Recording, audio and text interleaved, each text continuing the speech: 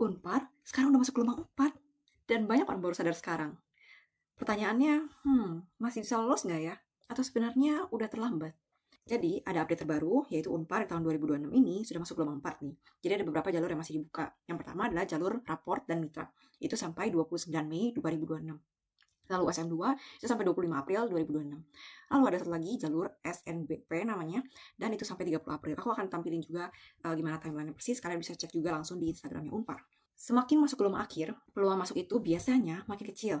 Kenapa? Karena kuotanya pasti udah mulai terisi dari gelombang-gelombang sebelumnya, lalu gelombang berikutnya juga semakin banyak saingan, dan mungkin standar seleksinya bisa lebih ketat ya dibandingkan dengan gelombang-gelombang sebelumnya. Dan kalau kamu mau ambil jalur arsitektur, ini penting banget. Jadi ketika kalian berpikir dan memutuskan jalur mana yang kalian ambil, ketika kalian mau ambil jurusan arsitektur, itu nggak pernah bisa bebas yang namanya tes gambar.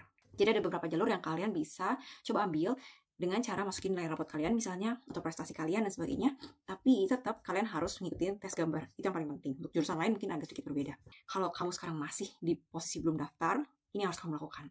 Yang pertama, kalau bisa kejar gelombang terdekat. Itu adalah saran aku. Sebenarnya tahun ini, di tahun 2026, Unpar itu buka sampai gelombang 5.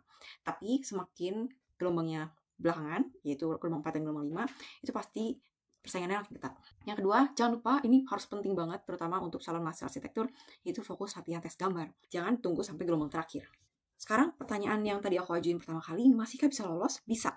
Jawabannya adalah bisa. Tapi kamu nggak punya banyak waktu, karena gelombang 4 udah akan segera dibuka, dan kalau kalian mau masuk jurusan arsitektur, kalian harus mulai siapin dari sekarang. Karena jurusan arsitektur itu, kalian harus menyertakan tes gambar. Itu dulu info kali ini. Semoga yang mau daftar bisa cepat daftar, bisa juga mulai persiapin diri untuk tes gambarnya, dan jangan lupa like, comment, dan subscribe. Terus kalau misalnya kalian punya pertanyaan, bisa tulis di kolom komentar. Oke? Sampai jumpa di video selanjutnya.